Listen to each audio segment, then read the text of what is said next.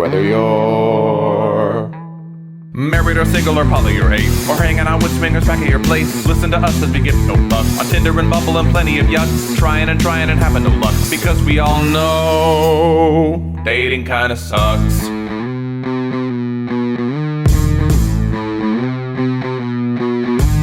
Sarah and Adam are two of a kind. He says stupid shit and she doesn't mind. They're not doing this show to make any buck. Life as a chicken whose feathers they pluck. Why does it work? Well, here is the crux. They both know dating kinda sucks.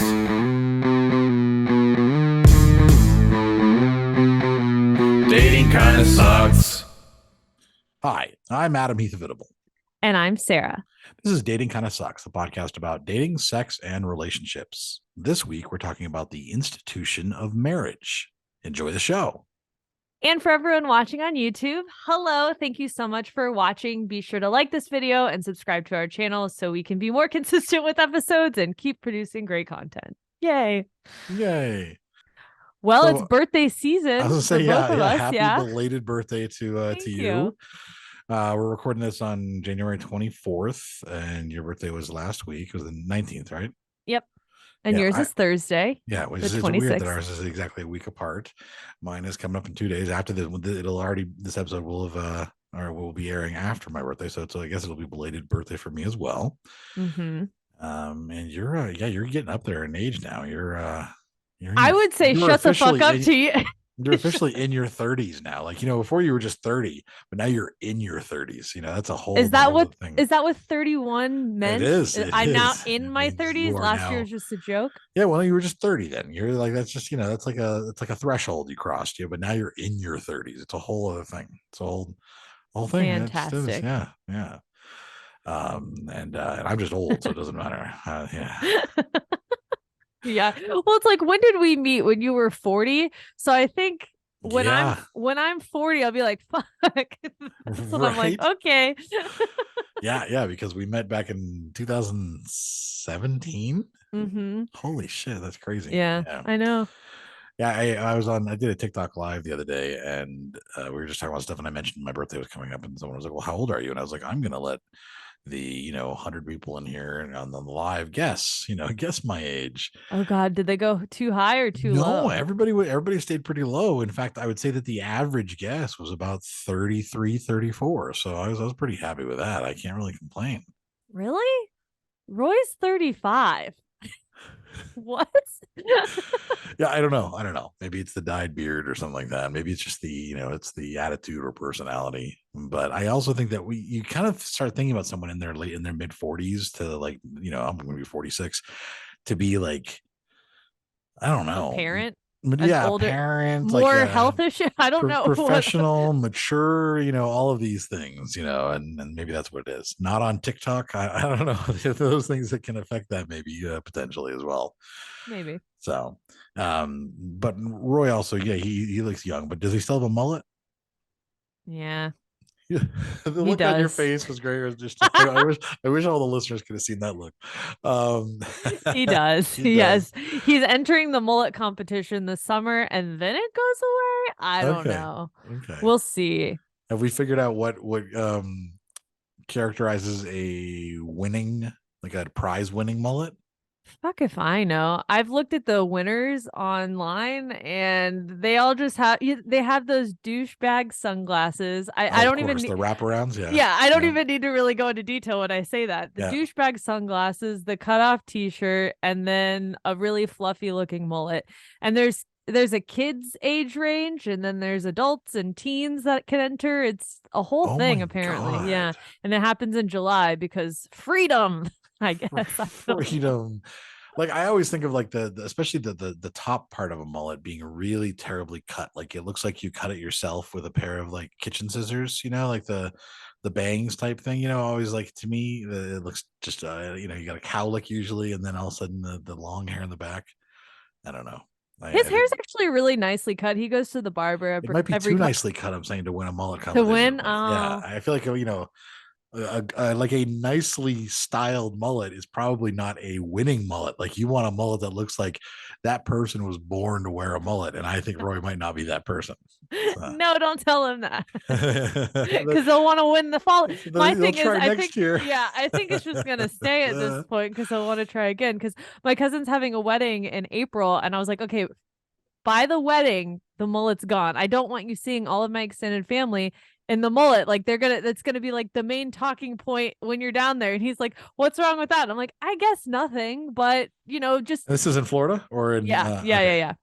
I mean, it's gonna be standard mullet. It's Florida. I mean, I don't think anybody's gonna notice it. I think some of my very I don't know, not high profile, but my very ritzy side of the family will be like, interesting, Sarah. That's just my thing. I mean, it doesn't, it's whatever. Fantastic. It's fucking hair, but yeah. Yeah, that's great.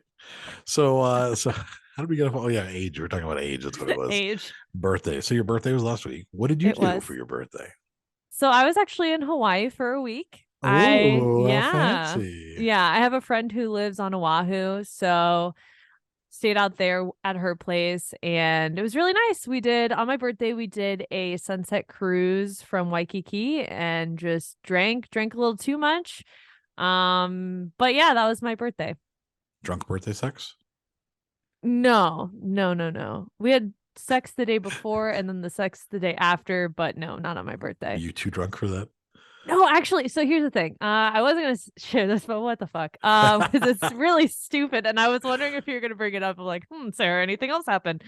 But I'm a lightweight now because I maybe have one or two drinks a month, if that. Like sometimes I go a month or two without drinking. So on my birthday, I just got the house cocktail on the boat or whatever, and that's what him and I were drinking. And I was like, I'm just gonna have one, What was it? Do you know? It was like a Mai Tai. Okay. It was like some kind of Mai Tai. But so we both had one of those, and then I was like, you know what? It's my birthday. I can have a second one. Why not? And I ate a little bit before and drank some water, took some Dramamine because I don't want to get seasick either. So it's like, I'll have another one. And then Roy was like, oh, okay. So then he had another. So he was like a drink and a half ahead of me. So I ended up having 3 drinks, which for me is a fucking lot. And he had 4.5. So we're getting off this boat, fucking dying, laughing, drunk as shit. Not drunk as shit, but just drunk. And he was like, I don't think we've been drunk together like this ever in our relationship. So it was actually a lot of fun. We started walking down Waikiki. We're like, let's go get some food. We walked into like a nice restaurant. We're like, nah, fuck this. We need stupid drunk food. So then we went to a taco place and he got nachos, didn't order cheese on his nachos. And at the end, the dude's like, don't worry, man, I'll add the cheese. I was like, what the fuck are you doing? Like, you're showing yourself that we're fucking drunk right now. So we get that, and then for like my birthday treat, we got some ice cream or whatever, and we're just hanging out, having a good time, sitting by the beach, just looking at the waves. And then I was like, I don't feel so good. Fuck. I was like, it's not like that serious. Like I could probably hold it in, but like, saliva is piling in my mouth, and I just feel like I might vomit. I don't. It just like came suddenly. I was like, fuck. And I was trying to sober up because he was like, I can't drive. I'm way too drunk to drive. And by the way, it's 7:30 because the cruise started at 5. So it was like an hour and a half cruise that we ate. So the sun's down, but it's not even 8 yet. So I'm sitting there in the sand and I was like, well, where's there a trash can? Like, I'll just vomit in a trash can. I don't care. Or maybe I won't even vomit at all. But I was like, if I'm going to be the one to drive us home, maybe I should try to vomit, sit for a little bit, and then drive us back. Oh my God. So this is everything going in my mind. I was like, please don't get a DUI on your birthday. Like all the internal dialogue. Right. And, I just like turned over. I was like, yeah, I think I'm going to vomit. I was sitting in the sand. I like dug a hole, vomited in the sand, covered it. And it wasn't even like a lot. It was literally like the ice cream that it had, like whatever. I was can we set the scene here? So you guys are like sitting on the beautiful, pristine beaches of Hawaii. Waikiki's not that great. Waikiki. Okay. The beautiful, pristine beaches of Waikiki, watching with the sunset. The sun had already set. It was already dark. It was dark. So that was my other saving grace. So no one could there wasn't that many people around. And I was like, if I go to a trash can in the main drag, a lot of people are going to see me. Plus, I don't know where it is, and I have to vomit now. So with your hands, you dug a hole next to you like for a you, cat. I just like a cat, just my litter box just and then just vomited into it, and then it covered wasn't it like up. a yes. So I feel bad for the person who sat by there the next day. Oh my But god, it happens, and I felt like a child when I did it, and I was like, that is well, there's been better moments, but here we go. And then I instantly felt better, and it was not a lot, but TMI. yeah. But then Roy's like, actually, I'm feeling better now too. And so we walked around a little bit more, and then he drove back. Well, that's fantastic. You puked in a hole. I'm That's fucking good. 31. That's Yeah, embarrassing. yeah. It's That's what so happens embarrassing. in your 30s. So you just can't hold your liquor anymore in your 30s. I know. I will not hungover the next day, thank God. That's good. And I'm just like, it's just embarrassing that even after one drink, I'm like, I feel tipsy because I just don't drink. Yeah, I did. So. I sent you, I think those. I should put those on Patreon or something. Sometime those photos they have of you. That after. I have those photos of yeah. me puking at the what is it, the honey baked ham? Honey baked ham in like one of the like in the trees. Like you just had to get out and puke in the bushes or whatever. That was like my last hangover. No lie. That was quite a night. That was 29. I don't drink, and that was I had multiple drinks that night. We all drank way too much that night. That was that was a ridiculous night. That's when we all went to the strip club. All the listeners that joined us, we went to the strip club, and there were shots and everything. Yeah, but not my vibe anymore. But on my birthday, I guess it is.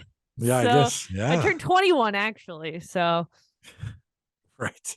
Great. I didn't even vomit. Actually, that's not true. I vomited on my 21st too. So cheers to that. There you go. All right. Well, did you get any good gifts? Honestly, not really. Not that like I'm trying to think like no one January's weird. January birthdays are just weird because I got my Christmas gifts. I told Roy, just take me out to a nice dinner, which he did. Oh, okay. And then and the cruise, I'm guessing, was on him. That was we split. It was expensive, so we split. We bought our own tickets for that. Why? It was your birthday. Yeah, but we were booking stuff like beforehand for like all the trips and stuff we were gonna do. So it wasn't like, let me book this thing for your birthday. It was like, okay, like here are all the trips. You pay your half. I pay. Like, right. Not a big deal. Okay. Is that a big deal to you? That seems like a big deal. It's like $70. Not a big deal. I thought you said it was expensive. Not the Sunset Cruise, no. So like for your birthday, it should have been like I don't know. I feel like that would have been a gift. Like, hey, let me pay for this night for you to go out and do everything, and it's on me, and like you don't have to worry about it. And $70 is not a lot of money for for something like that. I don't know. I don't know. It doesn't bother me. It doesn't bother you. So that's what's important. But yeah, it just feels like that would have been the birthday gesture, I guess. I would have rather if it had been the other way around, you would have paid for it. No, I don't think so. With travel stuff, it's different. I feel like if you would have been like, hey, it's your birthday, so we're doing something that you want to do, and you would, I feel it feels like you would have paid for it. I don't know. You think it's different with travel?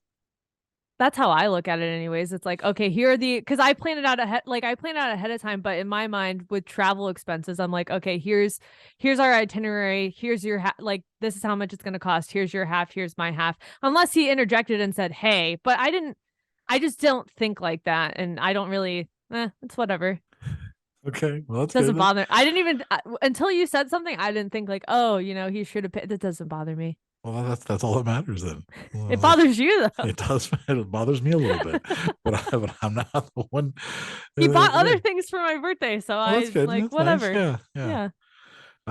It's just the idea of a sunset cruise seems like it should be like a romantic like gift thing to do. I don't know. Not a gift. No. Just a thing we did in Hawaii. Well, it's good. And so you had a good time in Hawaii otherwise? Yeah. I'm kind of sad to be back just because my tan is going to go to shit now. And it's cloudy what here. Now? My tan. What tan is that? You can't see my tan lines, but I have tan lines. So you think that means you have a tan just because there's one part that's slightly less white than other parts? True. I am a little less white than normal, but I have this light on me, so it's already making me paler. So shut the fuck up. I have no tan, so I have no place to speak about it anyways. Yeah. My back is pretty, my back and my legs are pretty tan, but, I wear a hat 95% of the time because I'm not trying to get a lot of sun on my face. Right. Not that I still get rays or whatever, but yes. Yes. Don't judge me. No, Stop you that. take very good care of your skin. You do. I mean, I mean, every time you do all your facial routines and everything, no, it's impressive. You do that. You do all your micro needling and all those things too. Have another appointment next month. Yep. Yeah. So, Yeah. no, I'm not surprised you don't want to get any sun on your face. I Makes spend sense. way too much money on my face and way too much products. So yeah. That's right. Well, I mean, that's all right. You look so young. Don't even look like you're in your 30s. Yes. I don't really care, but thank you. I have the grace to prove it though. Right. Anyways, what are you doing for your birthday? I am going to Las Vegas. It's about 6 hours away. I was talking to a friend of mine who lives in Baltimore, who had never been, and we were talking about this like back, I feel like in October or something, and she said, "I've always wanted to go to Vegas. How far is that from me?" And I was like, "It's 6 hours." I was like, "You know what? Why don't you come out and like meet me there for my birthday?" I was like, "I'll go. It'll be a fun way to celebrate my birthday, and I can, you can see Vegas." So yeah, I'm driving over there Thursday, and I'll be there for about 4 nights. So when this episode drops, I'll be in Vegas. It'll be fun. I've got to kind of splurge a little bit on staying in a decent place with like a nice suite and all that stuff. So I have all the luxury, like on the club level where they have like free breakfast and a cocktail hour and all that shit too. So Nice. it'll be You nice. seeing any shows? No. Okay. I have no desire to see any shows whatsoever. And I don't gamble. Yeah, I might spend like $100 gambling, but it's not really my thing. I think we're just gonna kind of hit up different bars and hit maybe a little bit of the club scene as well while we're there. I'm kind of leaving. She had a couple things she wants to go do and see, and I was like, yeah, I'm cool pretty much with whatever. Like I don't want to go too crazy. I don't want to keep it. I don't want to do like a Sarah itinerary. So No one wants to do Sarah itineraries, and I don't blame you.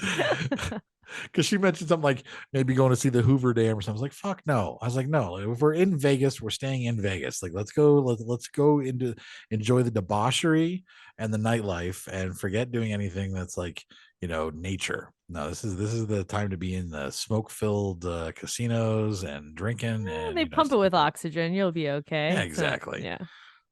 So that should be fun. I am she texted me this morning and I didn't see it till I woke up, but she said that there's an immersive exhibit that she wanted to go to, and I was still don't kind of say like, Van Gogh. well, I was still kind of bleary eyed because I was like just waking up and I looked at it and I thought she said it was a Leonardo DiCaprio immersive exhibit, and I was like, well, that sounds bizarre, and then I realized that it was Leonardo da Vinci.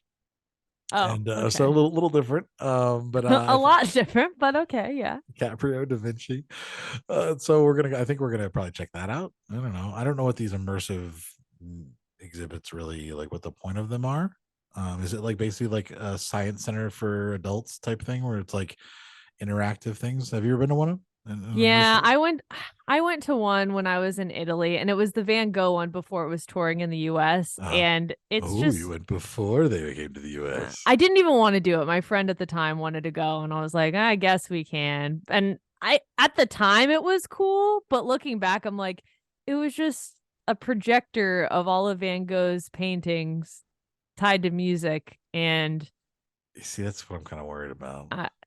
And for what it was, the ticket price, I don't know. Could have spent that on a nice meal or something else. Da Vinci might be a little more interesting just because beyond just painting, obviously he was an inventor and there's a lot more. So there's something, some extra dimensional aspects to it. I don't know, but I'll look at it before I decide if I want to go. Check the website, see what it looks. They'll give you an idea of what it looks like, and then you go, "Is this worth the ticket?" Probably not. Yeah, because I don't mind unless it's like your favorite. Unless it's like your favorite artist or painter or whoever. Then we're talking. No, give me an immersive experience, please. But I'm not sure. Yeah, we'll see. I like art. I enjoy looking at art and I enjoy seeing different types of art. But I'm also not someone who needs to sit there and stare at it forever. And I don't, That was my next question. How long do you typically spend in a museum? Yeah, I remember going to the museum like with the art class from college. We went to DC and we'd go to some of the museums there, and I would be like, okay, and then I'd move on to the next one. Like, and I would usually be like, an hour ahead of everybody else because like once you see it, I don't know, I'm not just gonna sit there and just like Ponder life. stare at it. Yeah, it doesn't do that for me. My So, one friend reads every little single oh thing God. and then interprets that and then continues on and then same thing. I'm like, I see the cool things, I read some of them, I get in depth Yeah. with others, and then others I'm like, okay, whatever, next. And I don't like listening to people do a self-guided tour. Like, I don't like listening to things well, like like a next year coming up, and then like giving all the history because they always talk way too long about stuff that I don't give a shit about. So Accurate. we shall see what'll happen. I think I'm more concerned as far as Vegas about my ability to drink. Like Really, you too? well, because I really don't drink anymore. I maybe every 2 weeks I go out to the one bar in town and I'll stay there for a few hours and have a few drinks. How much is a And few? Just 3 or no, like 9 or 10. But okay. but but that's over the span of what? 6 hours? Yeah, 6 hours usually. Still, that's more than I don't have any. I Yeah. can't say shit. Yeah, well, yeah, but I mean, it is, but it's still, I mean, that's a normal, that's a like I would use, that's a typical thing as I go out. But like I used to be able to do that. That was something I would do. I was doing 3 nights a week, and so a little different now. Like, yeah, the next day it kills me. Like I don't, it doesn't really bother me when I'm drinking it at all. But when I get it the next day, I'm just like dead for the full day. Like it knocks me on my ass. So see, that's why I don't do it. yeah, I know. If that's the outcome, no yeah. thanks. Yeah, it's dumb as fuck to do. I will say that. But I mean, Vegas is going to be basically about drinking, so Understand. I'm gonna have to figure that out. I'm gonna have to handle, maybe slowly have a couple drinks and then switch to water, or I don't know what I'm gonna do. So we'll see. Just do cocaine off of somebody's tit and call it a That's day. right. I'll just do cocaine off some titties.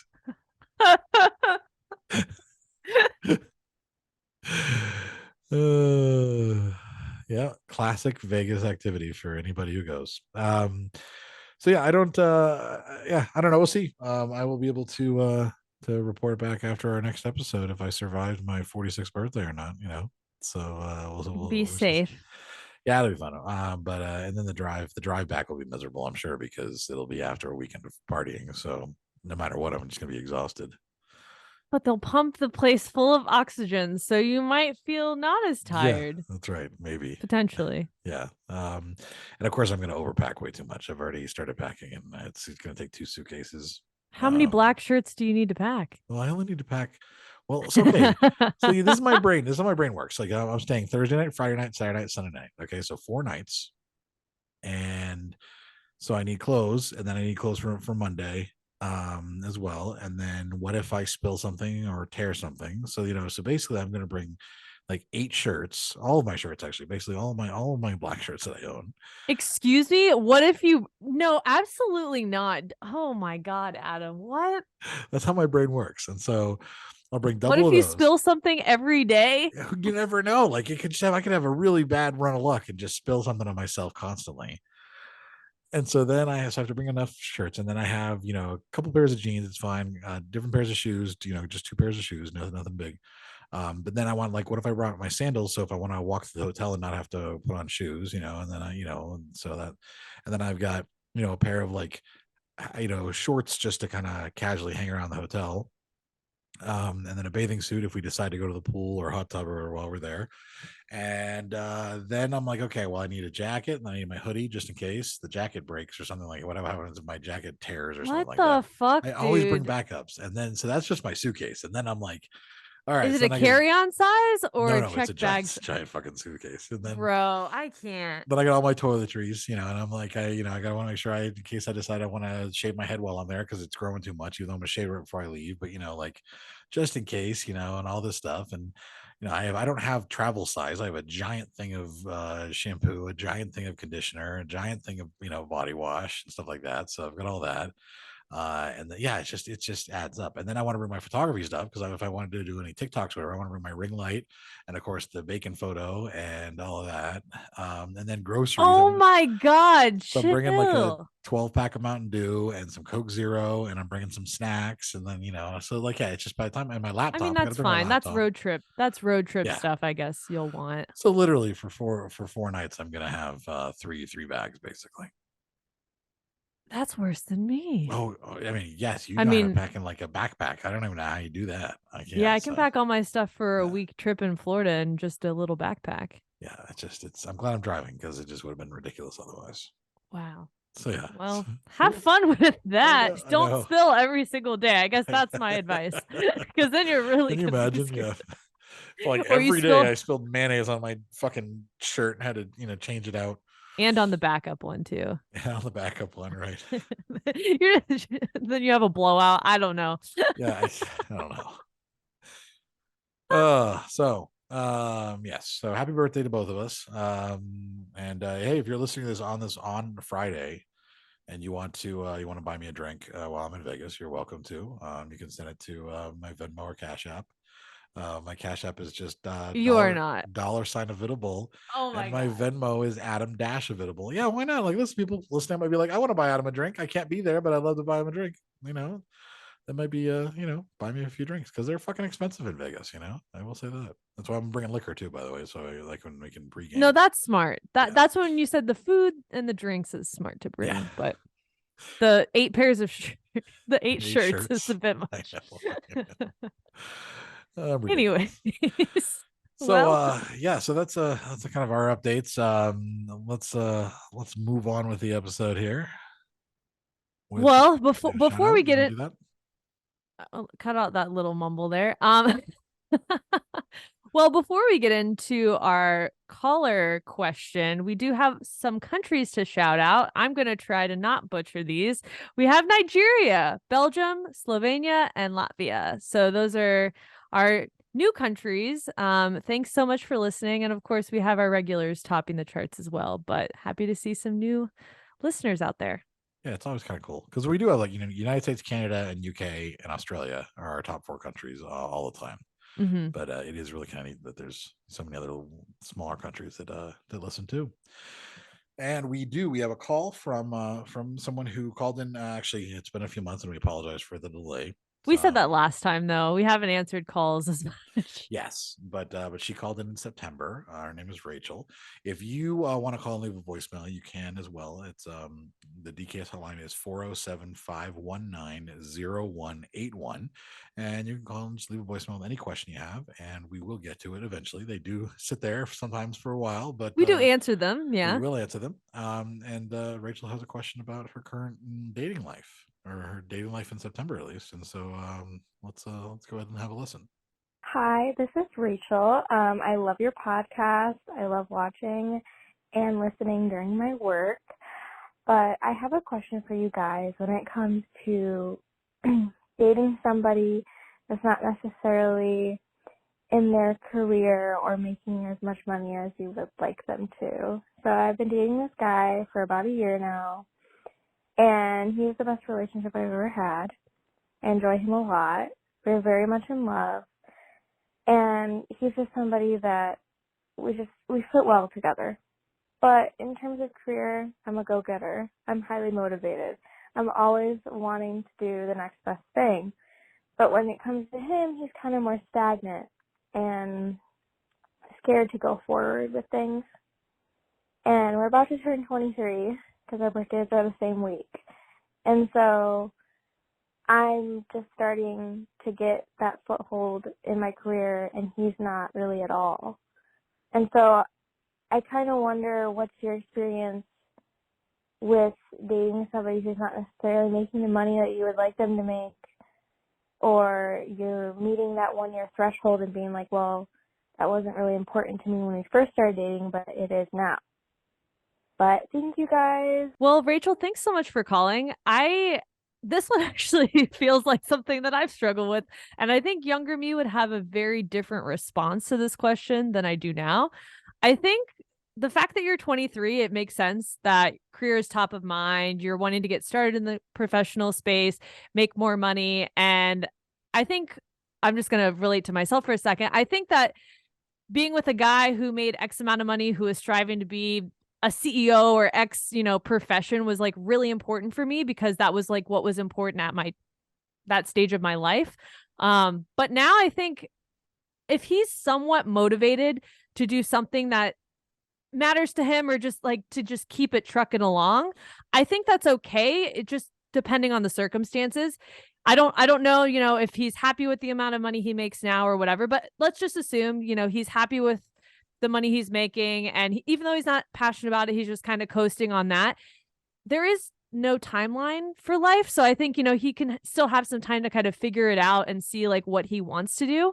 I would suggest though, just talking to him, see, how passionate are you at your current job? Like, what are you interested in? How can you, whether it's apply your career, or like, do you want to go back to school or what, what are you thinking about? And just talk it through. 23 is also a very challenging year because if you've been in the college space for a while and then you're jumping into the professional sector, it's like, what am I doing? I don't have a curriculum of what to do in my life anymore. So that could also be part of it. But I mean, that's what Roy and I went through. When we met, he was unemployed. He was switching careers. He wasn't exactly sure what he wanted to do.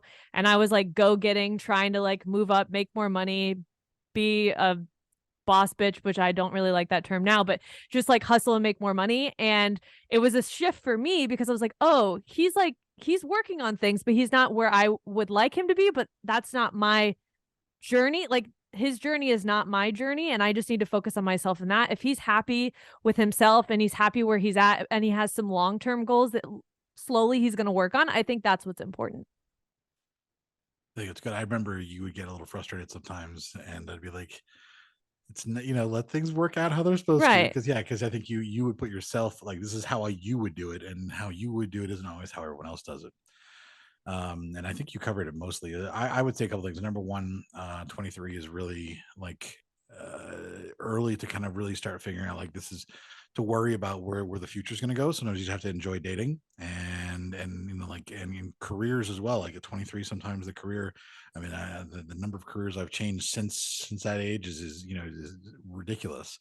The number of different professions I've had. And so I would say that that's one thing to keep in mind is it's like, it's good that you're motivated and that you kind of know what you want, but I also, everybody's a little bit different. And it's a big difference to me if he's like not working or if he's not motivated, like, because there might be a case where he might be inspired to do things and be passionate about things, or is he just like a listless lump on the couch playing video games and never do anything because he's depressed or he's just bored all the time? Like, because there's a big difference. Because if he's passionate about things, they just don't happen to make money or they don't really happen to lead to a profitable career, I think it is okay to be part of that partnership. But if he's just sitting on his ass playing video games all day and doing absolutely nothing with his life, with no desire to ever try to better himself and just kind of wants to just tread water, then that's not really something healthy to be a part of. And yeah, I agree with that. You can definitely do better from that. So I think that's it really is like, and I think at 23 too, I think the next probably next 5 years you'll start to see too that who you are at 23 is maybe different than who you are, like Sarah said. I mean, even over the last 5 years that she and I have been doing this podcast, who she was then, who she is very different. Yeah, that's a good thing. I know it doesn't feel like it now being at the age that you're in, but looking ahead, a lot of things could change. So, but not a lump on, you just don't, like Adam said, it's like, you don't want someone who's just, I don't care. Like, I'm making no money. I'm a lump on the couch. I never do anything. I don't want to do anything. It's like, okay, well, how does that impact your relationship? It's like, do they want to do things with you? Like, you don't want that. Right. Exactly. Well, thank you for the call, Rachel. And once again, if you decide you would like to call in and ask for advice about anything relating to dating, sex, relationships, anything related to anything around those categories even, please feel free to give us a call at 407-519-0181. And we'll be right back. Well, as you know, Sarah just got back from Oahu, Hawaii. And so for today's What to See with Sarah G, she's going to explore this area that she's very familiar with. I'm just coming back from it and just having a great time there. So go ahead, Sarah. Let's hear all about the places to see and do in Oahu. Well, Oahu is the third largest island of the Hawaiian Islands, with about 70% of Hawaii's population living there. So some people who live there actually call it the city and country island. Honolulu has about 70% of the island's population, and then the remaining parts, such as the North Shore, really do feel like you're out in the country. So it's a cool island to check out. And I also think it's probably one of the easiest to get to, because a lot of people just think, oh, I'm going to fly into Honolulu, and that's where Honolulu is the island of Oahu. So like Adam said, I just got back from a trip, but I've been to Hawaii once before and stayed on this island as well. So this time around, I stayed with a friend, so I didn't really have an accommodation to worry about, just stayed at her place. But I have stayed at the Turtle Bay Resort in the North Shore. So this is a hotel. If you're thinking about staying on the North Shore side, this is where they filmed Forgetting Sarah Marshall. Yes, I have seen this movie. You've seen it? Yes, I've seen it multiple times. I'm very impressed. But I didn't realize I was staying at the Turtle Bay, and I didn't realize that was the hotel. And someone at like the concierge or whatever had mentioned it, and I was like, I should have watched this movie before I got here. But it's a really cool place to stay if you want to escape the hustle and bustle of the city side of the island. If you do stay anywhere on the North Shore, it's definitely worth getting a rental car if you plan on just hopping around and doing hikes and a lot of exploring that you won't book through tour groups. So consider a rental car. Now, for options in Honolulu, which is probably one of the more popular areas to stay, is like Waikiki. It just depends on how much you're willing to spend on accommodations. So there's the Royal Hawaiian, which is the Pink Palace, and you can't miss it while you're on Waikiki. It's a really beautiful building. And then another one is the Moana Surf Rider. That's a West End property. But if those are out of your price range, because they do span from $350 to $400 a night, there are some hostels that are more in the range of $100 to $50 a night in Waikiki, just depending on season and what you're looking for. Now, things to do. I went on a lot of hikes this time around on Oahu, so I'm going to list out my recommendations for hikes and then other ones that I haven't done that would be cool to go back and visit and check out. But the first one that I think is the most popular is Diamond Head. Given its location in Honolulu, it's about 10 to 15 minute drive from Waikiki, which makes it really accessible if you're staying in that area. I heard a lot of people were taking Ubers to get to that hike, so because they were staying there. But to hike Diamond Head, this is the dun dun dun. You have to book a reservation, and that costs $5 per person. And you have to pay to walk? I knew. Yes, you do have to pay to walk to hike Diamond Head. Pay me to go on hikes. That's ridiculous. Pay to fucking go on a hike. Well, that's if you're not a resident of the state of Hawaii. So if you live in Hawaii, it's free. But if you don't, and most people are tourists visiting Diamond Head, you do have to pay and book a reservation. The reservations are seemingly new. I didn't have to do that the first go around. So book online, book your hour time slot that's where you can enter within that time frame. It won't take you more than an hour in most cases, but just good to know, because there was an older group in front of us who was real pissed that they had to book a reservation, and they're like, since when? It wasn't on the website. I'm like, you didn't read the website. Anyways, the trail itself is pretty well maintained. It almost feels like it's built for tourists, because I really think it is. There's water fountains and bathrooms and like water bottle vending machines at the trailhead, and then there's a bunch of benches and resting spots throughout. The first portion is pretty well paved, and then the rest of the trail is a tad rocky. There's some stairs, and then there's a tunnel near the end. All in all, it might take you 30 to 45 minutes to complete. I think it's one of the easier hikes that is out there on the island. So, and a good one too. Nice views of the city and the water. The next hike, Cocoa Crater, made me question if I even liked hiking, because I don't really consider this hike an actual hike. My idea of hiking is there's some elevation, then it levels out. Then there's some, then it levels out. And then, it's challenging at times, but you have a minute or two to catch your breath. Yeah, that's not the case with Cocoa Crater. It just goes straight up. You do get, though, some spectacular views of the shoreline, the bay, and the nearby island of Molokai. But to get to the top means that you have to walk over 1,000 steps. And it's not like, oh, I'm walking up a staircase of steps. No. This is an abandoned railroad. So you're stepping on those, the ties that cut across the tracks.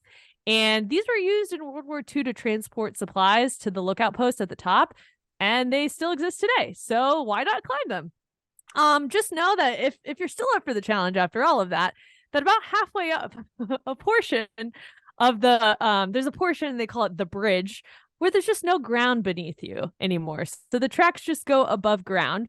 You do have a bypass where you can go around it and then keep walking up. But on the way down, I decided, hey, let's just walk down the bridge part because I'll be fine. No, I was not fine. Like 3 steps in, I thought, if I fall, I'm going to be very injured by this. And Rose like, you wouldn't die. I'm like, no, I just really hurt myself. I did fall twice on this hike, which sucked. And I had 2 big ass bruises on my ass. Like, Ooh, you fell on your ass on a hike? Not walking. Like... So coming down a hike is always harder for me than going they're 2 separate challenges, right? Like going up is the exhaustion of like breathing, keeping a good pace, whatever. Going down, I never feel, and I have good shoes, I never feel like I have enough footing, and there's a lot of just gravel and shit that you can slip on. So, and there's fucking people running down at any hike. There's people running down like it's a fucking competition. So I go slow and I just busted ass 2 times, and I wanted to cry and I didn't cry, but Roy's like, you good? I'm like, oh, I'm not going to be a bitch, but this fucking hurts. And then, yeah, big ass black bruises on my ass. So anyways, if that sold you, Coco Crater is the hike or climb for you. Okay. Next is Waimea Valley. This is actually a historical site where a lot of movies have been filmed. And Adam, I think this is more your pace. It's a paved trail filled with beautiful plants that lead to a waterfall that you can swim in. And it's about a 20-minute walk. So once you get down there, you'll put on a life vest and then you can swim in the water. Yes, you do have to put on a life vest to swim in the falls because it's kind of dangerous. Not really dangerous, but just as a safety precaution. Darwin, just, if you can't handle it, you die. Like, I feel like that's just a better way to handle the population than make someone wear a life vest. Yeah. Well, and then this one too, which you might like or not like, it's a $25 fee to enter, because it is a historical site and protected park, and it's more than just a regular hike. They have other things there. If you plan on getting in the waterfall, potentially bring water shoes. Some of the rocks are sharp and slippery, and someone also said when I went there that the water has magical properties, the minerals from what, they always say. That could be true, whatever. I don't know. I didn't test the water. It sounds neat, but here's the other thing. And I don't know if you think about this, but I always think about this. Going there sounds great. And then you get in the water and then you have to walk back 20 minutes with wet shorts or wet shoes, and then just like the rubbing and the chafing, and that just sounds terrible. It's hot. You'll heat up pretty fast. It'll be fine. Or bring a towel with you in your backpack and then dry off if you know you're going to get in the waterfall. Yeah. Okay. Other hikes to consider. I'm just going to hit these real quick. There's the Lanikai there's the Lanikai pillbox, and then there's a bunch of other pillboxes throughout the island because of the war. They built all of those to protect the island, so you can climb all of those on trails.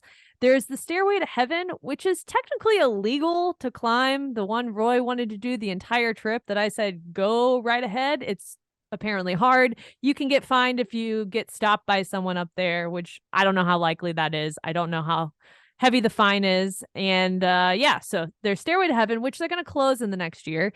And then there's Manoa Falls, which I hear is also a really good one as well.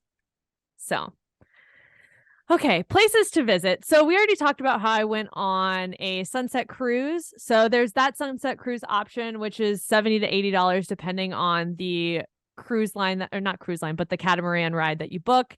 And then there's snorkeling. So we booked the Halakai snorkeling, which was around $120 per person. And they took us out of Waikiki, and then you can snorkel and see a bunch of turtles. They take you over a cove where they clean the turtles off, and it's pretty cool. Just know that turtles are federally protected. So do not touch the turtles. Do not try to take, you can take pictures of the turtles, but don't try to do any dumb tourist shit with the turtles because it's illegal. And just swim away from them if they swim towards you. And honestly, I was like, get the fuck away. But it was really cool seeing them regardless. And then another thing to check out, this is another tour we booked, was Kualua Ranch. We did an ATV tour. It was about $145 per person, which is pretty pricey, but it was my favorite thing that we did. And we got pretty dirty. Just they give you a mask to wear and head goggles and all of this shit. But if you're in the back of the pack, you're just kicking up dust. So we were covered. But this area is 4,000 acres of property, and they've filmed Jurassic Park, Jurassic World, George of the Jungle, a lot more. It's really cool. They do have some of the old set stuff there too. And they're like, this is where Chris Pratt did this thing with the Raptors. And I'm like, I don't really care, but it was a really beautiful place. Definitely worth checking out. Have you ever seen George of the Jungle? I have. Wow. That blows Yeah. my mind. I would not think that's a movie you ever would have seen. George. Yeah, I know. That's wow, one. You know the theme song even. Yeah, I watched impressive. that a lot as a kid, surprisingly. Okay. Well, I don't know if it's a kid movie, but it felt like a kid.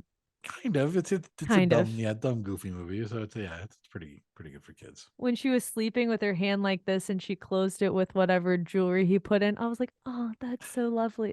I don't know. Should I remember as a kid? Anyways, another thing to check out if you're wanting to get a history lesson while you're on the island is Pearl Harbor.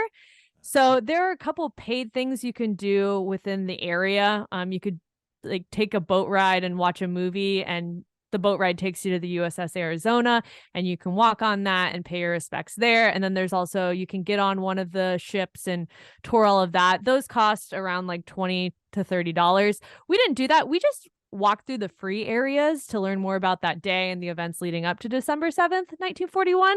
I actually took a lot away from it. I didn't realize. So the admiral from Japan who attacked on Pearl Harbor went to Harvard, years before and lived in the United States and was against Japan fighting against the United States and was against the attacks. So Japanese military started tracking him and basically keeping a close watch on him. And then he was like, okay, I guess we're going to do it. Like, I think this is a bad idea.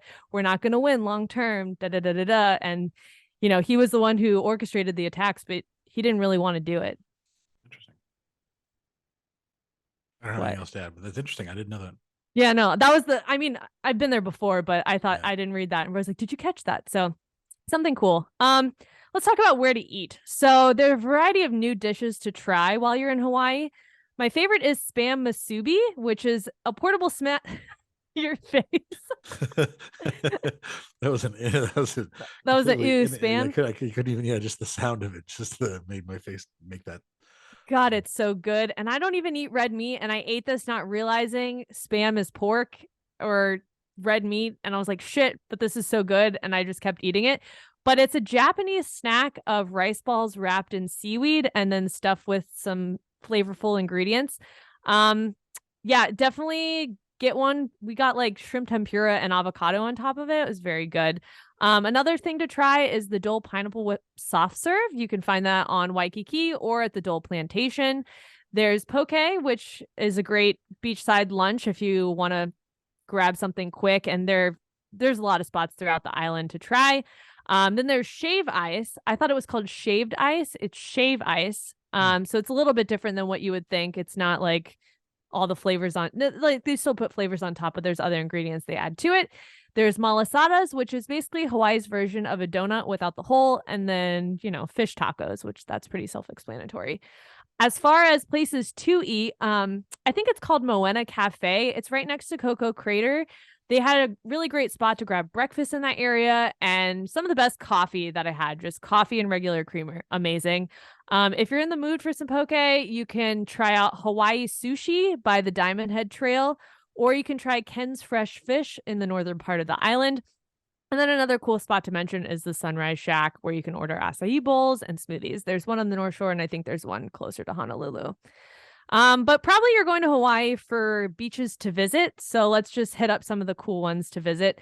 Waikiki, you're probably going to visit if you're staying in that area. Pretty much the obvious first stop for relaxing on beaches. Just avoid my vomit wherever I buried that there. But I don't really think it's that relaxing. There was a homeless guy who stole people's chairs while they were in the water and just like camped out on there. We saw a lot of weird shit on Waikiki when we were walking around there. So found it like really cramped, really touristy, not as relaxing. So check out the restaurants and shops in the area. If you're looking for like a nice relaxing beach day, I have a couple of other options. There's better ones out there. If you're going to the North Shore side and you're wanting to just like hang out on the beach, not necessarily swim, I would say Halawea Probably mispronounced that because the W's, actually, fun fact, the W's are pronounced like V's. So it's Waikiki, or like it's just pronounced differently. But this beach is a big surfer beach. So if you want to see people surf waves, especially from November through February, which is like the peak season because of all the swells, this is the place to go. Right next to it is Lani Akia, which is a popular spot for catching turtles hanging out on the beach. Another one that's not really where you would swim, but just to check out. There's other beaches to visit. There's Lani Kai Beach, which is like the top of my list. It was recommended from our waiter as the most relaxing, the most beautiful beach on Oahu. I will say there aren't many waves there. We did see a lot of turtles just in the wild. So bring your snorkeling gear and hang out there. I would say that's probably, I agree with him, like the best beach. The ones near Lani Kai are probably the best. And for tourist traps to avoid, just don't go to you can go, but the Dole Plantation I found to be kind of a tourist trap. And I kind of find Waikiki to be the same. So if you're into that and you want to check it out, definitely check it out. But there's other things to do on the island that feel more part of like Hawaiian culture than those two places, in my opinion. Like Waikiki, there was a Denny's, a cheesecake, and a Red Lobster. And I'm like, okay. So just keep that in mind. But yeah, that's what I have to recommend if you go to Oahu any time of the year. Fantastic. That's I like you do have a note in here that says that the touristy side of Waikiki feels like an elevated version of Daytona Beach. I didn't want to say that out loud, No, but like, like it just felt yeah. not great to me. Like Yeah. I've been to nicer beaches and there are nicer beaches on Oahu. It's like, okay, Waikiki. Yeah, absolutely. Is the White Lotus? Isn't that what was the first season in Hawaii? Was it? It was Hawaii. I think they filmed it on Maui, or like okay. it's set in Maui, I believe. Okay.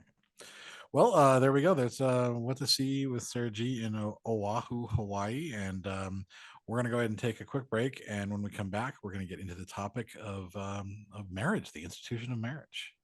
So I know, Sarah, a lot of our listeners are wondering because you took a magical trip to Hawaii for your birthday. You were very secret about it on social media, and of course, the topic of today is called "Will You Marry Me?" So we have to ask, like, did anything magical happen in Hawaii that you haven't told us yet? Vomiting wasn't magical. Vomiting is pretty magical. Pretty magical. No, I'm not engaged, but my friend, I think why this topic came about is because my friend who I was staying with asked Roy, she was like, so, and she's married, she's about to have a kid. She's like, so what are you thinking about getting married anytime soon? What's I was probably showering or something. I wasn't in the room because I would have been like, shut the fuck up. Right. And she's like, what's your thought? Like proposing, da da da da da. And Roy's like, no, I don't really have any interest of getting married, not high on my radar. And my friend's like, oh, okay. And then after she's like, so I asked Roy about that. I'm sorry. I just was curious. So then I was like, fuck, I can't believe she asked that. Not that I'm like, it doesn't, whatever. She's my friend. But then it got in my head of like, oh, like he doesn't want to get married.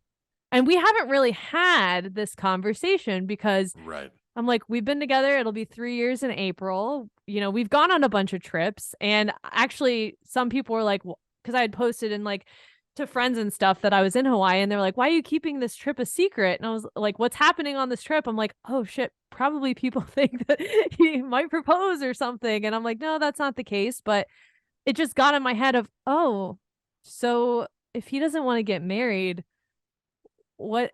Is there I don't know, like, is there an end goal here? Then what? I don't know. That I feel like that's always kind of been something that I wanted. And because of just when we started dating and the pandemic and stuff is like, it's not something that I ask on a first date of like, oh, do you want to get, it's right. Oh, right. Of course not. Yeah.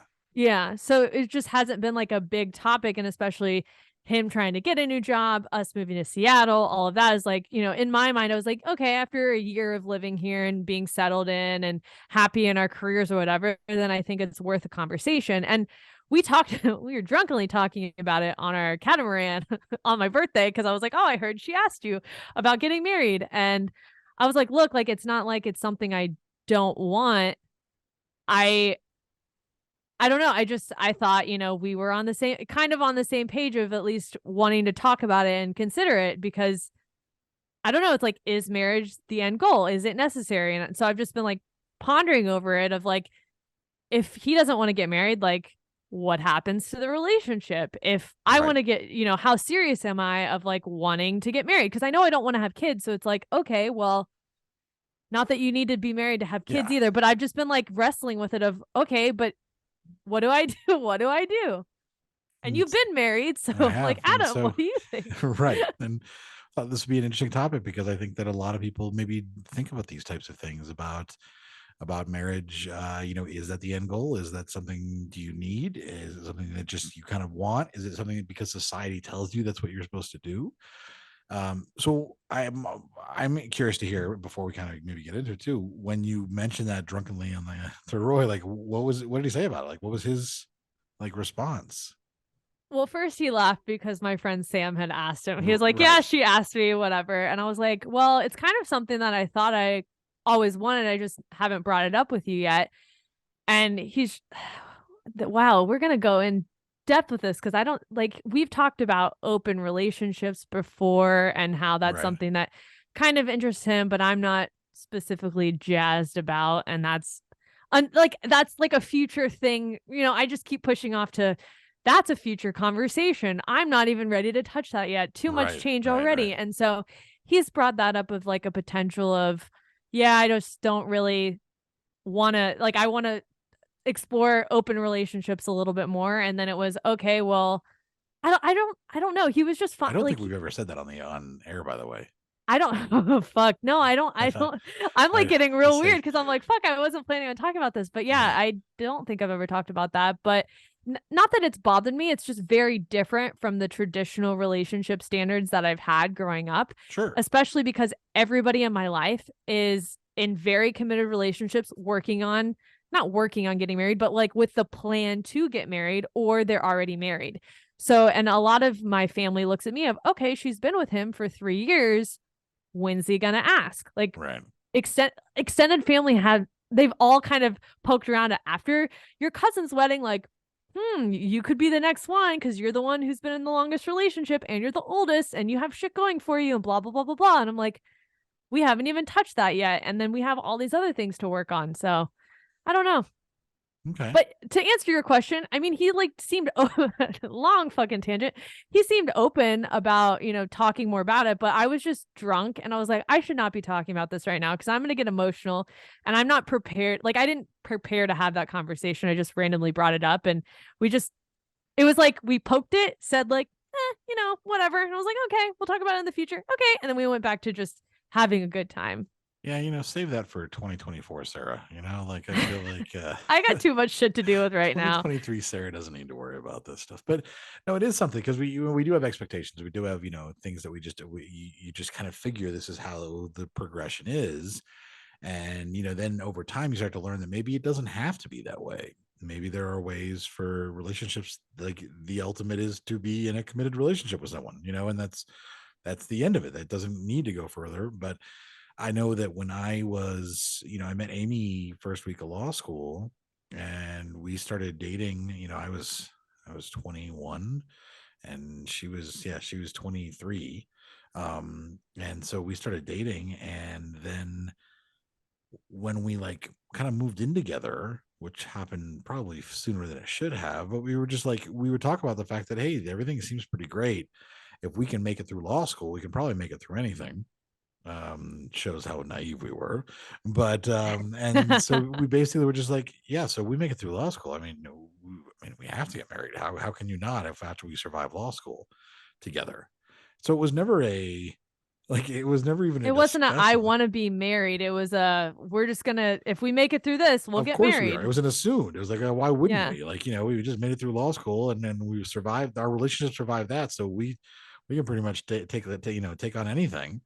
And so it wasn't even like we never had a discussion of should we get married? It was just kind of of course we're going to get married, after this many years, like why wouldn't we?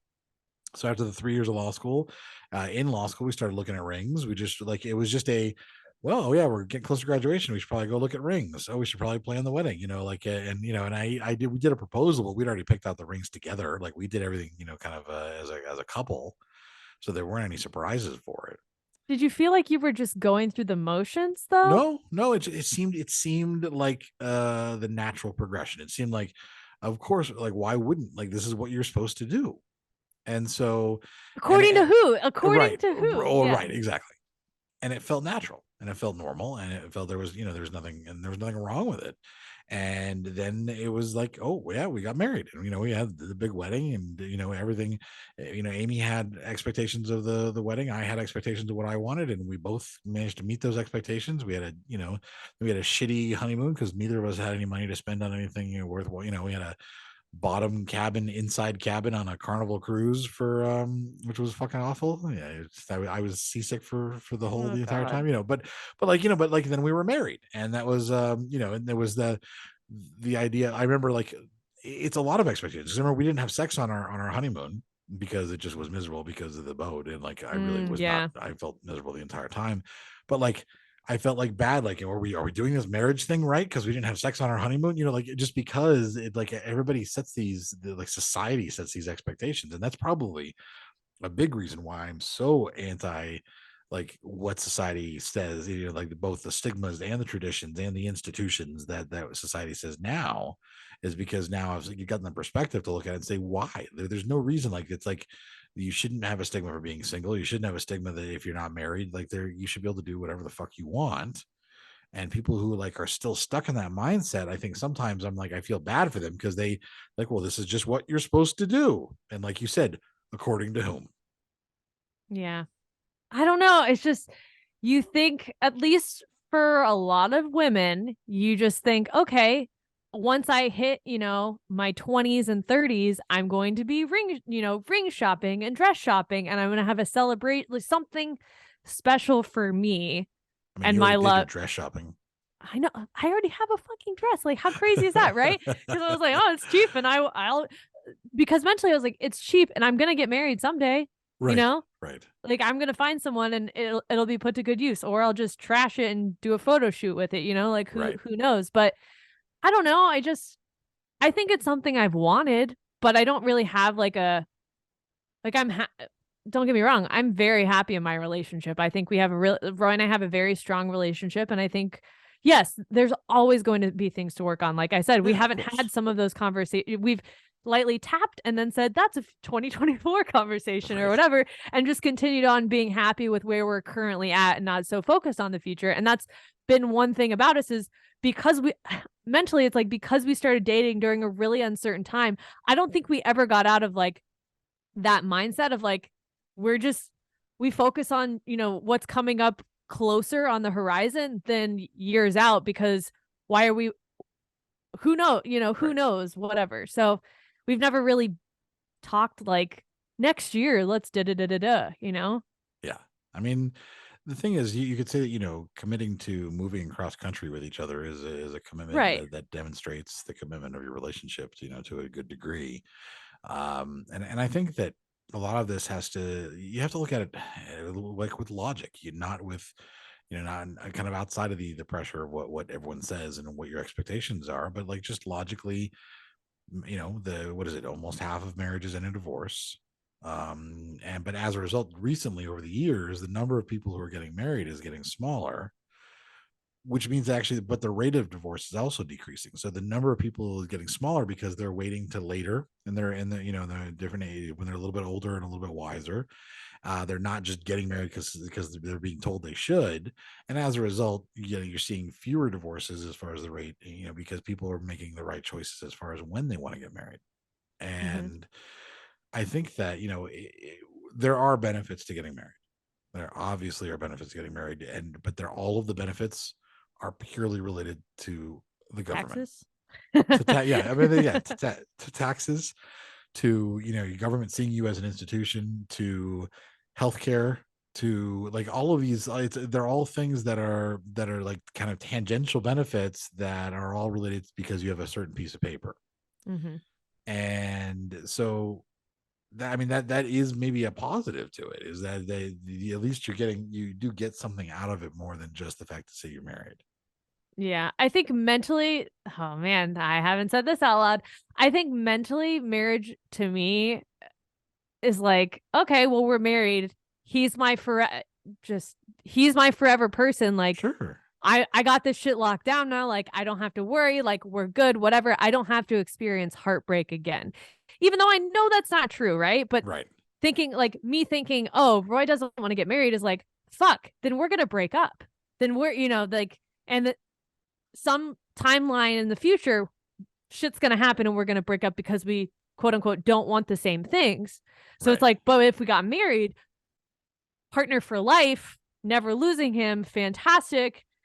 This is going to be good. And I think that's that's my internal dialogue, and what's going on in my head is like, if you get married, you're never going to lose him. And I don't want to lose him, right? Because I'm happy in my relationship and things are good. And then there's always divorce if shit goes south, right? But I have I'm locked into this person that I'm very happy with. And that feels like, I guess, comforting to know that. So then that's something that I want.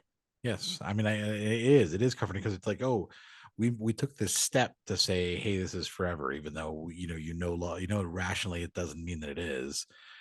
Now, the downfall to that is what that can also do is then it actually kind of adds an extra layer of pressure on the weak points of a relationship, the areas where someone might not be happy, or the areas where there might be communication that needs to be said. Like before you guys would ever get married, you would have to have probably even couples counseling to go through the discussion of the open relationship thing. Yeah, like you'd have to breach that before you decide to get married, because if that no shit, because if that's going to end up becoming an issue at some point, then you want it before you even decide to get married. But and I think that people change. I don't know if I've ever said this but Amy had this idea when we would talk about marriage and stuff like that, because we would discuss it, just like, because she was always had plans and things like that. She was very much a planner, but she's like, but I think, she goes, I don't think people are meant to be monogamous. And she said, like, I also think that, like, I feel like as long as like you're okay with it, it would be okay for a couple to have maybe things that kind of help them maybe step out to kind of like almost like a hall pass occasionally. Like she actually kind of had that mentality. I remember in law school, once we got married, that went away. That had like that, the desire of hers to allow that at all was like completely gone. Of course, I ended up having an affair, and that was our whole issue. But I don't think if I had gone to her and been like, hey, remember when you said when we were dating that like you would kind of thought that maybe you'd be okay to have this, I'd like to do this, I don't think she would have been okay with it. I think that would have been a problem anyway. So people evolve over time too, whether they could become more more monogamous, more polyamorous, more conservative, more whatever. And so there's no way to predict what's going to happen either.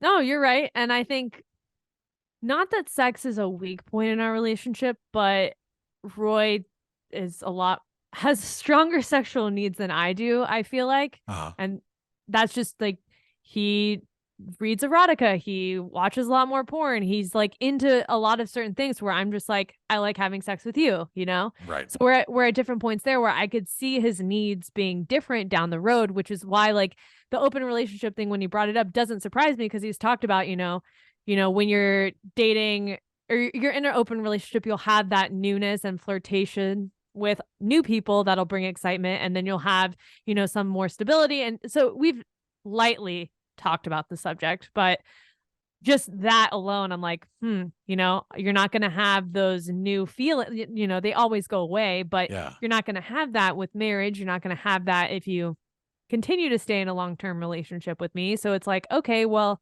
what's something that works? And that's something we haven't approached. Right. But yet we're nearing like a 3-year mark in our relationship where society's like, 3 years is a long time. When's he going to put a ring on it? And there's like that, that joke of like 2 years, you think you know everything about a person, go ahead and get married or whatever. And yes, I don't know everything about him, but I'm like, okay, like 3 years time, a lot of shit has transpired. I feel like we're in a good spot. What's the next step? Just that, I don't even know if I want to buy a house, right? But he wants to buy a house. Right. So then it says like, okay, but he can't afford a house without me, and I can't afford a house without him, at least in Seattle, right? Right. So we get a house together, but we're not married. That sounds like a really fucking stupid idea, right? So it's like, okay, well then that's not going to happen. So I'm like, well, if he wants a house, like, would he want to get married too? So these are like all the things that I've just been thinking of, like, but what's the next step here? So does there always have to be a next step? I know, yeah, and I know there doesn't always have to be one, but it's like when I'm who fucking know? Like, it's everything is made up. Like, I don't fucking, I just, and that's what I keep reminding myself. It's like, I just woke up one day and said, I'm leaving Nashville. I just woke up one day and said, I'm going to get a remote job. Like, you can change your life so quick. And it's like, okay, well, who's to say I don't want this or want this? I don't know. I'm just so, and I'm talking to you about it and with all the listeners listening. With all the listeners, yeah. Like, I feel like teary-eyed because it's like, I haven't even fucking processed this myself or had this conversation with him. Right. So I'm like, fuck, like, what do I want? I know I want to be with him, but I feel the pressure of like showing up to Florida in April. I'm going to fucking cry now. It's like showing up to Florida in April and people are going to be like, oh, I already know people are going to be like, you're the next one getting married. And I know how that's going to make me feel of like, am I? Does he want? And it feels like it's like he doesn't want to be with me because he doesn't want marriage, right? But I know that's not the case. Sure.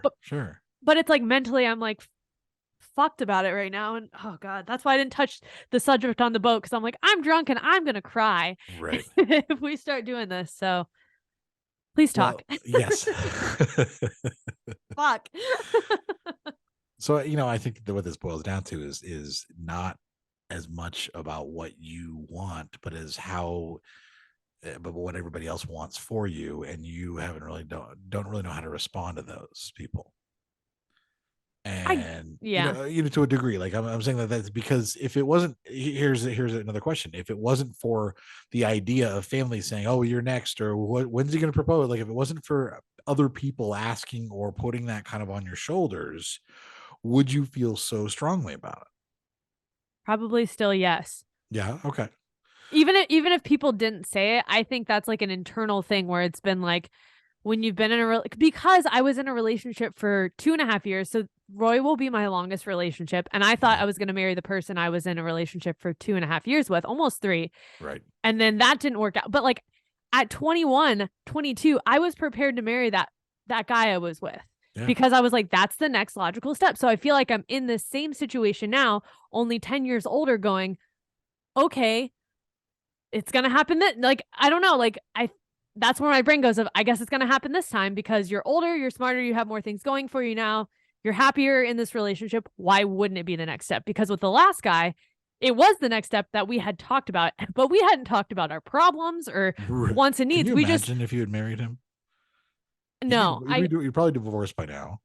I know I would be divorced at probably 25, dating it. Like I'd probably be back in the same situation now, honestly. Right. Except you would have gotten the marriage thing out of your system a little bit. And I feel like you would have had a little bit more of a different perspective on it. Yeah. Because it does make a difference, because I don't think 3 years is all of a sudden you're like, oh, I need to get married now after 3 years, because I know plenty of people. I mean, my sister and her wife, they didn't get married. I think they were dating for 8 years before they got married. And just because it just didn't, eventually they were like, I think it's time, like we reached a point now that it's just time to do it, and they got married, they bought a house, and I think that it really kind of depends on your personal situation. But I think you need to, and it's hard to do this, but stop listening to your like society telling you inside your brain, like you're saying, like whatever it is, it's telling you that this has to be the next step, and that society says this, and that 3 years, what happens at 4 years? Like, does that mean the relationship ends at 4 years because you don't get married? Does that mean at 5 years that somehow it's a bad relationship? No, because I know. You talk through things. You guys do, a good job of discussing things when they're important, and you communicate well. And that's what's important in a relationship, not whether or not you have a piece of paper that says that you're married. I also think because it's the healthiest relationship with the strongest communication, then I'm like, this is the one. Like, here we go. All the stars have aligned. And so this road bump is like, wait, what? How am I going? And I don't want to, it's like I'm in the place where I'm happy, where it's like I don't want to find someone else who just wants to get married, but I want to be happy in my relationship. And I think that's the most important thing besides being married. But it's not only my family, right? It's the shit I see on social media. It's the long lost friends of whatever getting married. That's like it's little pokes, right? It's like, oh, okay, cool, they got married. Okay, they're engaged. Okay, and then you see a fucking TikTok of someone saying, "Ladies, if he doesn't want to marry you after X amount of time, he's never gonna marry you." And like this is the shit that I see on social media, and slowly that builds up of, if he doesn't want to marry me by X amount of time, then I'm not the girl for him, and he's never going to want to. Like, this is the shit that goes on in my head. And it's fucked, because it's all what other people are saying, instead of me going, my relationship's good, I'm happy where I am, I'm going forward in a place where I want to be. And I've just been enjoying the moment, but I don't know. No. It is kind of an age thing too, because I remember when I was getting divorced at 32, and I was out in the dating world, that all the people that were my age that I was dating were all looking for marriage. Like, they were all like, and then when we wouldn't get married, like, it would be like a year later, all of a sudden they were engaged to someone else and they were married. And it's amazing how many people I went on dates with, they got married shortly after, because that's where, like, they were. And now I'm at the age where, like, they're all getting divorced, like, I've seen all the, and I'm seeing these relationships end too, because they had a goal of getting married, not a goal of being in a healthy relationship. And I think that I understand that now that you're in a healthy relationship and it's the healthiest one you've had. It's like, well, then this should be something. There should be something that's basically a marriage, but not like, you don't have to go through all the government stuff, so you're not like, tied, but like, it's a celebration of your relationship where people can come if they want. Yeah, not as formal as like a wedding, but like, it's just like a big party that, hey, we're just celebrating being together for 5 years or something like that, and it's just like a big party. People can bring presents if they want or whatever, but everybody just gets together and drinks and has fun. And maybe you do a little kind of ceremony of like just talking about how much you feel about each other, and it's almost like a maybe a way for us to allow people to have the feeling of a marriage as a next step. Like, this is the step where it's a commitment to each other. It's a commitment ceremony of some type, but it's not like tied into, getting a marriage license. I don't hate that idea. I just think it's obviously very unconventional, right? Yeah. And I also think too, it's like, I have to be very careful with saying I want to be married, because I have to think, do you want to be married, or do you just want the wedding? Right.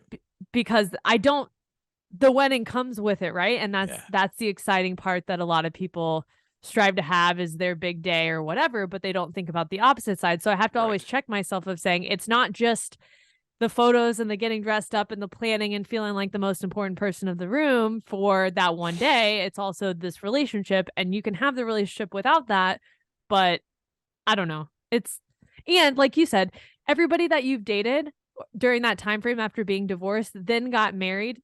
Forget about them getting divorced after the fact, but they got married shortly after. That's like every fucking person I've dated ever now is like, they're all married or engaged. So it's like, it's another pressure of like, well, I'm in a relationship too, and what the fuck? Just what the fuck? Why am I putting that on myself? But it's an internal thing of seeing, oh, this guy that I blew, 12 years ago is now married, and that's great for him, whatever. And what the hell? I don't know. No, I mean, yeah, I agree. And I'm not saying what's wrong with me, because I know I'm with someone, but it feels like the same vibe, like mentally the same vibe that I had when I was single and nothing was sticking and I felt shitty, of just like, but why wouldn't he? But why doesn't someone want to, it's like on a different level, but it obviously still hits the same core, because I'm also getting emotional about it in the same way I was when I was really single and feeling like I was never going to meet someone who I liked. Yeah, I think that this is definitely something that's going to take a lot of kind of processing and I'm glad I'm starting to process it right here. Great. Right. Fantastic. Well, but I think that that's the thing, is I think you're not alone in this idea, and trying to work through it to figure out what works for you and your relationship is something that a lot of people go through. Because some people, it's a definite deal breaker. I'm getting married, no matter, like, I am getting married. That is my next step. If you're not into it, then we're done. Because to them, the idea of marriage is the more important thing than the healthy relationship they're in at that moment. And then there's people who are like, as long as I'm with the person, then I'm okay with that, and I would say that arguably buying a house together is another sign of a commitment. That's not a marriage, but it still shows that you guys are committed to each other, because that's a financial entanglement, that makes it harder to do something if if you break up. It does. So those are other road, maybe points in the road that you can look at. But you say, wouldn't marriage happen first though? Wouldn't? But it doesn't have to. I'm saying I know it doesn't, but without it instead of it. Yeah, I know. You can just say that you're married. You can go to a foreign country and get married, and then it won't count in the U.S. And then you'll be fine too. I mean, there's lots of different ways to. Well, I mean, I mean that kind of joking, but also at the same time, no, like you could arguably get the experience of being married without having the legal repercussions in the U.S. If you went and got married in a foreign country, it won't translate here. So then, Roy gets the idea of like still not necessarily, he doesn't have to actually go through marriage, but you get to go have a fun, a destination wedding and things like that. And so there are things you could actually do. But nothing changes in our, but that's the thing is like nothing changes anyways. Right. Nothing changes anyways. Right. So it's like, mentally it's like, okay, then why do you want it? And then it's like, well, why don't you want it? And so it's like, I know what it's going to be either or, and I'm happy with that. So why do I want it? Because of the stress that I think for the past 31 years of my life of just being told this is going to happen to you eventually. Yeah. Not to you. Notice how I said that. It's like, it's not going to happen. I don't know. It'll just happen to you. So you'll get married. How about you take the same energy that you have towards having children and try to just incorporate a wedding, abort it, just abort those feelings, and just put those same feelings that you have about having children, and just kind of incorporate marriage into that same group of things. Society tells you should have kids too. You better have kids soon. If you're going to have them, you're going to be next to have kids. When are you going to have kids? Like your family's saying the same shit related to kids, but it doesn't affect you in that same way for some reason. No, because I can't afford to have kids in this country. And I don't want to really change can't my afford to get married then in that case either, But I don't want to change my lifestyle, right? So if hypothetically, if marriage was the option and the train tracks we were going down, I could still travel, I can still be with him, I could still do all of those things, and it would be great. If I had a kid on top of that, there goes the freedom that I had with it. That's why I don't want, I like my life as it is now. No, I understand. So why not continue on that path and then just add marriage on top? That's what I'm saying, but you're using logic when it comes to children, and you're not using logic when it comes to marriage. You're letting your family, you're letting your family and society and the inner voice in your head bother you about marriage and actually affect you, but you're not letting them bother you when they say anything about kids. You're able to just be like, no, I'm not doing what because you think I should do it. I'm not going to do it. You've seen your friends have kids at this age. You're seeing and it's not like sitting there saying, well, now am I doing this right? My next stage in the relationship should be having children, right? Isn't that the next stage? But you've managed to reprogram yourself as far as that, so you don't let that bother you. So now you wonder, why can't you do that about the marriage? Is it because it means that much to you? Is it just because you've always had this idea of a wedding, and so maybe you do have to throw yourself a fucking party, and wear the dress and go out and have fun and just do something crazy, something that means something to you that's not the same thing, in order to kind of break through it a little bit? Well, I think without marriage, it makes me wonder. It makes me wonder, and then it probably makes other people wonder, well, what's wrong with their relationship? I think that's what people the foreshadowing of that is heavy. People don't question it if you're getting married, right? Not loudly anyways. People don't say, oh, they're getting married. What's wrong with their relationship? They're like, oh, I'm so happy for them. It's going to work out. And everyone's really optimistic. When you say, no, we're not going to get married, that's not really on our path, we're not really considering that, they go, well, what's wrong? I think that's the first thing people think, instead of the other way around. If you were saying you were getting married, no one questions. So that's the other thing, is oh, well, you've been, why wouldn't you? What's going on behind closed doors? Nothing. We're good. Yeah. But if you don't go the marriage route, then people wonder what the fuck is wrong with you. Yeah. Okay. They don't say, oh, you have a happy relationship and you're just living together, because that's not technically what people think is normal. Yeah. So it's just that you're worried about what other people think. To a degree, yes, to a degree, but Jesus. I'm just saying. Why do you give a fuck? I don't know. I guess. Do you know that your relationship's healthy? Yes, but I guess deep down it's like I don't want to go through another breakup. Like, Of course not. like no, right. Like no one does. But I think it's the thought of losing him hurts me so much. Yeah. And I know how I was in my last relationship that was literally fucking like 4 months and how much that wrecked me. And I'm like, I didn't even know that guy. But the guy that I'm with now, I know him and I love him. And the thought of losing him is like, well, fuck me. Like, Right. I'm not going to recover from this. So I think that's why it hurts me is like, damn, like if mentally it's like, if we don't get married, then like, we're not going to stay together forever. So it's like, well, then what's the point? So now I have to, it's like walking down the steps of like, well, eventually we're going to break Right. up. So like mentally prepare yourself for that. And it's like, I don't want to go down that path either. So maybe it's we got to somehow get to the idea that marriage, first of all, doesn't mean that it's forever. It doesn't, Right. even though we have this fantasy that it does, it doesn't actually mean that. And that there are plenty of relationships of people who have just been together for years without ever getting married. And are happy. They're extremely happy. And they live their lives and they don't break up just because they're not married. They stay together, they celebrate, they have fun. They're always, I mean, I actually have several family friends that are like that. Like my uncles and stuff have some friends that are like, they've been dating for like 15, 17 years, and they're in a relationship. They own a house. One of them, they have a kid together even, but they're just like, no, we're not going to get married. Why would we do that? That just doesn't make any sense for us. And it's just, that's okay. So, and then I have friends that are serial, marriers, people, I got a comedian friend of mine and he's, I think he's married, he's gotten married 4 times in the 10 years that I've known him. And because that's his thing, is in his mind it means something when you get married, yet it obviously doesn't, because he keeps getting divorced and remarried again. So like, it's all it's all it's all inside. It's all about processing it in a way that works for you and Roy. Yeah, I just don't think I'm fucking crying right now. It's like I just don't think mentally I'm there to accept the fact of like there's healthy relationships long term that just never get married, because those really aren't the narratives that are ever shown ever. Yeah. So it's like, because I don't have those as healthy examples, I look at healthy marriage examples going, well, I want that. And that's what we're like mentally. That's what we're working Who's a healthy toward. marriage example that you would look at right now? Put me on the spot because I don't really have one. That's great. I know you don't.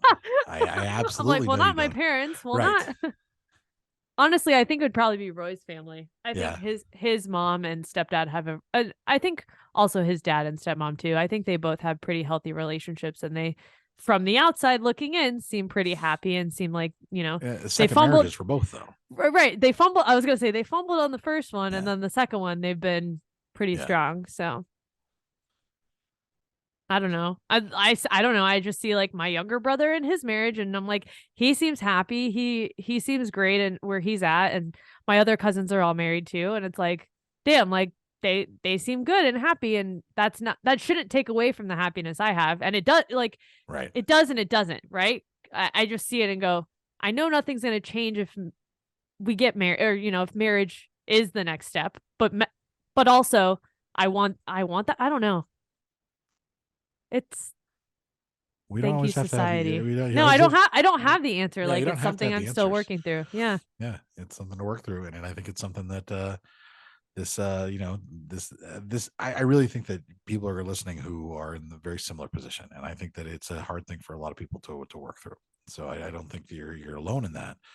And I think that it's something that, everybody has to work through on their own, and with the person they're with, or if they're single, like, and they still like desperately want to get married, they have to try to figure out why and what's the point. Yeah. Is there value? Because would I get married again? I might, like, if I found somebody and it was just something I was like, it seemed right, then I probably would. But also, I wouldn't get married again because I feel like this is necessarily forever anyways, just because it might be like, oh yeah, I could see getting married again, and that's it, but not in a, eternity thing. Cause I just, I don't really believe in that anymore. And people grow and change, and you can't really always grow together. Yeah. I'm like, ask me again in 5 years. Like we were talking about earlier, I've changed so much that in 5 years, I might be a little less giving a fuck about it and saying, I'm happy it is what it is. But I think now I'm in my 30s, like you said, even though I don't feel it yet, but because I've been feeling like what's the next step, but there's extra pressure of, I know I don't want to have kids, so that's not a pressure that I feel, but since the other things have kind of worked well for me, you know, as far as a relationship, the pressure is there. Yeah, absolutely. Well, we I don't have a big I was gonna say, I don't takeaways for, I don't really have one. I'm like, we're not gonna work have on it. takeaways this episode, except that we would love to hear your thoughts. I think that there are gonna be listeners that are gonna have some thoughts that will probably be pretty in tune with this. And so, you know, I'd be happy to hear what anybody has to say. There's a variety of ways you can reach out to us. You can do it by email. You can email us at datingkindasuckspodcast@gmail.com.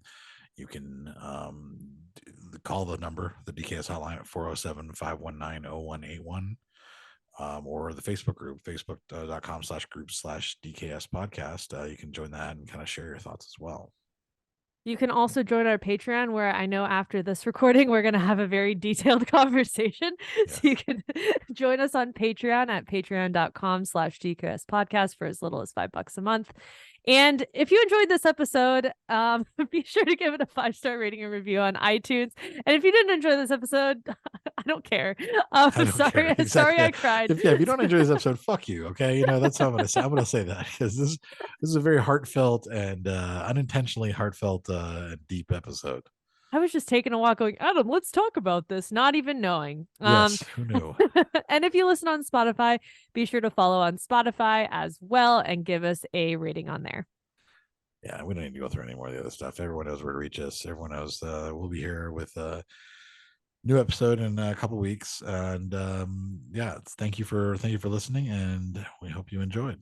Until next time.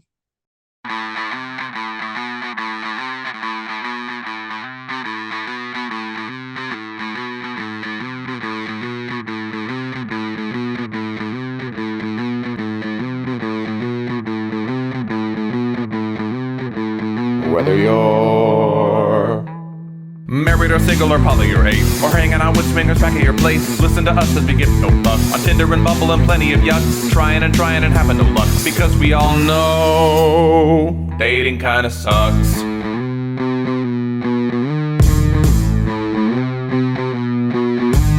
Sarah and Adam are two of a kind. He says stupid shit and she doesn't mind. They're not doing this show to make any buck. Life as a chicken whose feathers they pluck. Why does it work? Well, here is the crux. They both know dating kinda sucks.